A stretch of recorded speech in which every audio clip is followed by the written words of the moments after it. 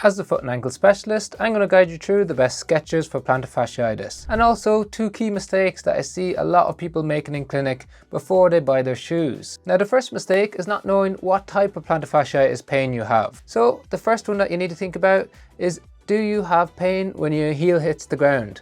That's primarily compression type plantar fasciitis, or is your pain mainly when you go to push off, and that places stretch under the plantar fasciitis, and we call that more of a stretch based plantar fasciitis pain.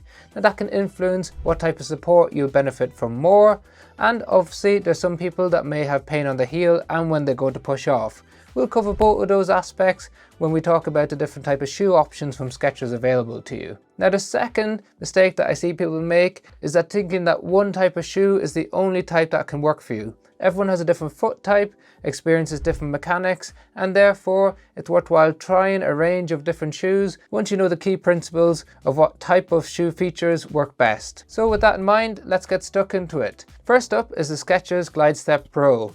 Now it looks very similar to another type of shoe, the On Cloud with the holes in the midsole. However, this one feels a lot firmer underfoot, so it gives a bit of structure to you without being too soft or too cushioned.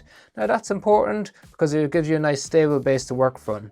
However, the pockets throughout the midsole allows for extra compression, and therefore it works better for more of a compression type plantar fasciitis. You get a relatively even distribution of pressure across your foot. It's got a nice slip-in feature which makes it really convenient to use.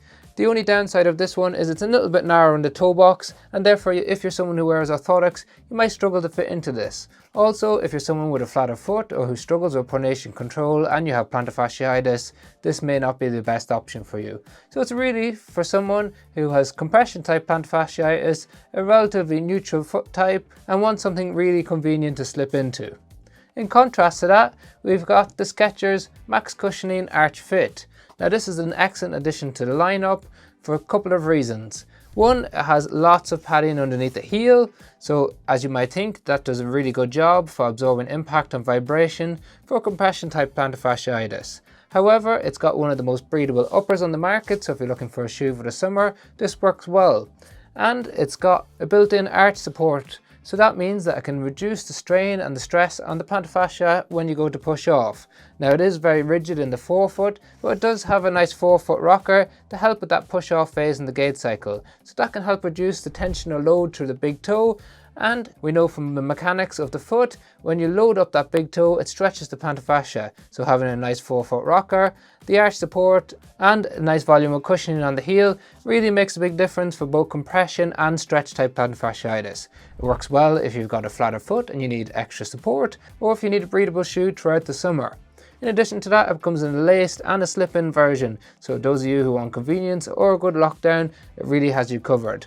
Now it's not an ideal option for orthotic wearers as it's got a built-in arch support, so it's likely to tilt you too far outwards. But those of you who need the extra support without an orthotic, this is an excellent option for stretch and compression type plantar fasciitis. Then finally, we've got the Skechers Go Walk Arch Fit. Now you'll see a huge variation of these on the Skechers website, a little bit confusing. That's why we put a link in the description for these 3 exact shoes. Now the cushioning on this, while it looks like it's got similar amount of volume, it's actually a lot firmer underfoot than what we get in the Max Cushion. So you get a really firm base, one of the highest drops of all shoes in the Skechers range, and that means it's good for offloading the Achilles, but not so good for putting extra pressure on the forefoot. Now it is stiffer in the forefoot, however it doesn't have as good a rocker as what we see in the Max Cushion version, and it's not as breathable on top either. Now it does have a more rigid arch support, so if you feel like you need a bit more stiffness to the middle aspect of your foot, this does a great job. The firm cushioning gives you actually a relatively good ground contact feel, and the broad base makes it feel quite a stable shoe overall. So this is primarily a walking shoe. It works best for those of you with stretch type plantar fasciitis because you're getting quite a lot of rigid arch support in there. However, if you're someone with a rigid flat foot, then you may not enjoy having that arch support pushing up into your foot. But for the most of you who need more arch support, this should work really well. So there you have it, 3 contrasting shoes. The Go Walk Arch Fit, better for stretch type. The Max Cushion Arch Fit, better for both. And then the Glide Step Pro, that's an option for those of you with a neutral foot that has some heel compression. And personally, if I had milder symptoms, I'm more likely to go for the Go Walk. If you have more severe symptoms, you might want extra cushioning that we see in the Max Cushion Arch Fit. But overall, 3 excellent options.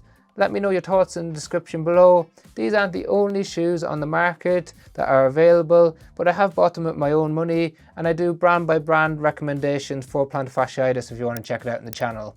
Otherwise, thank you very much for watching.